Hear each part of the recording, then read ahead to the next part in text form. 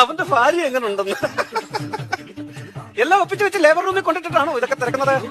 കല്യാണത്തിന് മുമ്പ് അവിടെ പഞ്ചായത്തിൽ പോയി തിരക്കണമായിരുന്നു. ബ്ലിങ്ക് ബ്ലിങ്ക് പോയി ബ്ലിങ്ക് അബദ്ധം പറ്റിയല്ലേ? അയ്യോ അതല്ല, പിന്നെ എന്റെ ഭാര്യയുടെ അവസ്ഥ എങ്ങനെയുണ്ടെന്നാ ചോദിച്ചത്. ഓ ഇപ്പോഴത്തെ അവസ്ഥ എന്താണ്? അതാ ചോദിച്ചത്. എന്താ പേര്? മനോജ്. സി മിസ്റ്റർ മനോജ്, താങ്കൾ ഇവിടുന്ന് താങ്കളുടെ ഭാര്യയ്ക്ക് കുറച്ച് ക്രിട്ടിക്കൽ ആയിരുന്നു. ഏതായാലും താങ്കൾ ഇവിടുന്ന് തിരിച്ചു പോകുന്നത് ഒരു പുതിയ ഭാര്യയുമായിട്ടായിരിക്കും. Thank you doctor, thank you very much. ഇതൊക്കെ എന്റെ ഡ്യൂട്ടി അല്ലേ? പക്ഷെ ഡോക്ടർ എനിക്ക് പുതിയ ഭാര്യ തരുന്ന വിവരം അകത്ത് കിടക്കുന്ന എന്റെ പഴയ ഭാര്യ ഉണ്ടല്ലോ, അവൾ അറിയരുത്. ആ കരിമന്തി അറിഞ്ഞാൽ അവൾ ഇതെല്ലാം കുളമാക്കും ഡോക്ടർ.